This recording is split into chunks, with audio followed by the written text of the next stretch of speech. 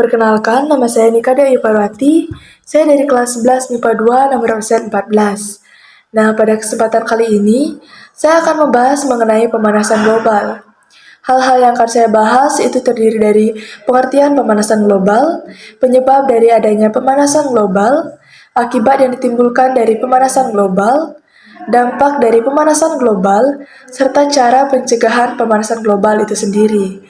Nah, sebelum saya jelaskan lebih lanjut, teman-teman sudah tahu belum sih apa itu pemanasan global? Atau teman-teman tahu nggak kalau sekarang para ilmuwan tengah cemas mengamati pola cuaca? Nah, hal ini terjadi karena pemanasan global atau global warming kini menjadi ancaman yang sangat serius bagi bumi dan makhluk hidup. Pemanasan global sendiri merupakan fenomena perubahan iklim drastis yang diakibatkan karena kenaikan suhu rata-rata pada atmosfer dan bumi. Nah, bagaimana sih sebenarnya proses terjadinya pemanasan global? Nah, pemanasan global ini merupakan fenomena yang diawali dengan pancaran sinar matahari yang memasuki atmosfer bumi. Saat memasuki atmosfer bumi, sinar matahari harus melalui lapisan gas rumah kaca. Setelah berhasil masuk, energi sinar matahari ini akan diserap oleh tumbuhan, air, dan komponen ekosistem lainnya. Kemudian, energi sinar matahari yang belum terserap akan dipantulkan kembali ke atmosfer. Namun, sebagian dari energi sinar matahari yang ada akan terperangkap di gas rumah kaca dan dipantulkan kembali ke bumi. Nah, adapun hal-hal yang termasuk gas rumah kaca diantaranya adalah uap air, karbon dioksida, ozon, metana, dan nitrogen oksida. Dari penjelasan di atas, kita sudah mengetahui bahwa global warming atau pemanasan global ini merupakan suatu proses yang ditandai dengan naiknya suhu atmosfer dan bumi. Adapun hal-hal yang menjadi penyebab adanya pemanasan global. Yang pertama adalah efek rumah kaca. Nah, apa sih efek rumah kaca? Nah, efek rumah kaca ini adalah karbon dioksida atau CO2 yang dihasilkan oleh kegiatan di bumi, seperti pernafasan dan hasil pembakaran bahan bakar yang menyelubungi bumi. Karena kadarnya yang sudah berlebihan, maka CO2 seolah seperti kaca yang menutupi permukaan bumi.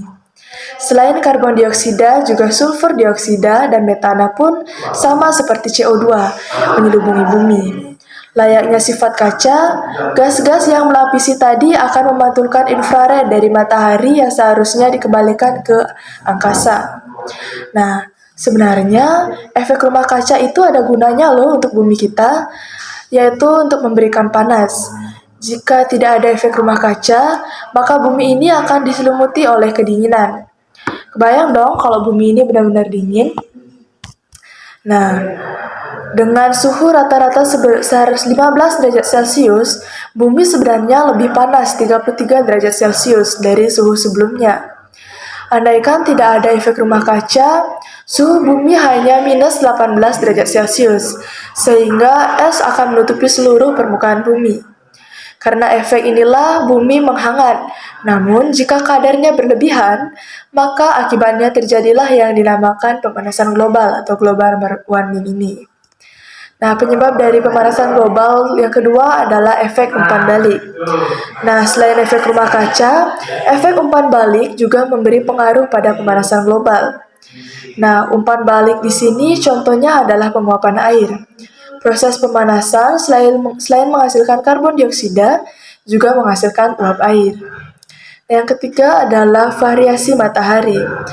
Nah, teman-teman udah tahu belum sih apa itu variasi matahari? Kalau teman-teman belum tahu, kenalan dulu yuk apa itu variasi matahari. Nah, variasi matahari adalah perubahan jumlah energi radiasi yang dilepaskan oleh matahari. Variasi matahari ini dipengaruhi oleh siklus matahari 11 tahunan atau siklus bintik merah, selain fluktuasi-fluktuasi lainnya yang tidak terperiodik. Nah, yang keempat, penyebab pemanasan global yaitu adalah pembakaran bahan bakar fosil seperti batu bara, minyak bumi, dan gas alam yang melepas karbon dioksida dan gas-gas lainnya yang dikenal sebagai gas efek rumah kaca.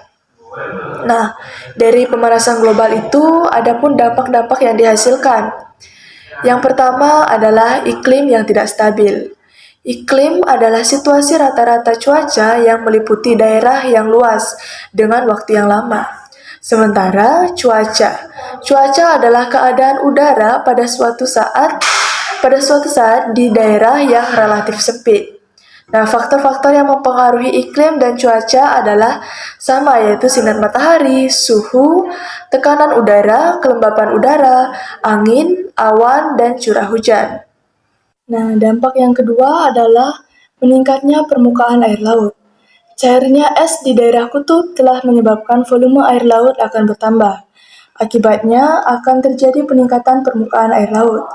Tinggi muka laut di seluruh dunia telah meningkat 10-25 cm atau 4-10 inci selama abad ke-20. Dan para ilmuwan memprediksi peningkatan lebih lanjut 9-88 cm atau 4-35 inci pada abad ke-21. Nah, untuk dampak yang ketiga adalah gangguan ekologis. Nah, ketika suhu bumi memanas, kita saja sebagai manusia tak nyaman, begitupun makhluk hidup yang lainnya. Efek pemanasan ini mengganggu kehidupan. Hewan-hewan akan bermigrasi mencari tempat sejuk. Tumbuhan mengubah arah pertumbuhannya mencari tempat yang mendukung pertumbuhannya. Manusia yang dikaruniai akal mungkin akan melakukan hal yang meminimalisir panas yang muncul. Namun makhluk lain atau tentu tidak. Hewan dan tumbuhan bisa jadi berakhir dengan kepunahan karena tak mampu beradaptasi. Nah, akibat yang kelima adalah dampak sosial dan politik. Kondisi cuaca yang tak menentu menyebabkan munculnya berbagai penyakit. Bagi para petani, kondisi hujan yang tak kunjung usai bisa menggagalkan panen. Sementara, jika panas berkepanjangan juga menyulitkan mereka untuk memulai pertanian, karena susahnya mencari pasokan air. Panas juga menyebabkan hutan mudah mengalami kebakaran. Banyak titik api yang berpotensi terbakar. Hutan di Indonesia sudah sering terbakar. Masalah kebakaran hutan sempat pelik dan sulit dicarikan solusinya. Nah, dari pemanasan global ini juga terjadi akibat. Yang pertama adalah akibat pemanasan global di Indonesia. Bagaimana kabar Indonesia? Sejauh mana pemanasan global akan memberikan dampak pada negeri ini? Nah, pada tahun 2030, menurut Badan Klimatologi, Meteorologi, dan Geofisika, akan terjadi peningkatan suhu sebesar 0,5 derajat Celcius. 2023 itu tinggal 9 tahun lagi loh teman-teman. Selain kenaikan suhu udara, kasus kekeringan juga akan meningkat di Pulau Sumatera bagian selatan, sebagian besar Pulau Jawa, Madura, Bali, Nusa Tenggara Barat, hingga Nusa Tenggara Timur pada tahun 2023. Sementara musim hujan, lebat hingga ekstrim yang cenderung bertambah hingga 40% dibandingkan saat ini. Nah, selain menghasilkan dampak, pemanasan global ini juga memiliki akibat. Nah, akibat dari pemanasan global, contohnya adalah di Indonesia. Bagaimana kabar Indonesia? Sejauh mana pemanasan global akan memberikan dampak pada negeri ini? Pada tahun 2030, menurut Badan Klimatologi, Meteorologi, dan Geofisika, akan terjadi peningkatan suhu sebesar 0,5 derajat Celcius. Tahun 2030 itu lagi 7 tahun lagi loh teman-teman. Nah, adapun cara-cara yang bisa kita lakukan untuk mengatasi pemanasan global. Yang pertama adalah membatasi menggunakan mobil dan sepeda motor atau kendaraan pribadi lainnya saat bepergian. Kita bisa membiasakan diri untuk bepergian dengan berjalan kaki ataupun menggunakan sepeda. Dan ketika kita ingin berjalan dengan jarak yang jauh, mungkin kita bisa menggunakan angkutan umum. Nah, yang selanjutnya adalah meminimalisir penggunaan peralatan yang mengandung CFC. Cara mengatasi pemanasan global yang mudah adalah membatasi penggunaan barang yang mengandung CFC. Nah, CFC ini adalah klorofluorkarbon, merupakan senyawa-senyawa yang mengandung atom karbon dengan klorin dan fluorin terikat padanya. Nah, cara selanjutnya untuk mengatasi pemanasan global adalah dengan menanam pohon atau reboisasi. Nah, reboisasi ini merupakan kegiatan menanam pohon yang biasanya dilakukan di lahan-lahan yang memang sedikit terdapat pohon. Yang selanjutnya adalah mengkampanyekan menjaga alam dan lingkungan. Nah, kita bisa menyebarkan pengetahuan tentang perubahan iklim dan mengajarkan orang lain bagaimana menghormati serta turut menjaga alam dan lingkungan.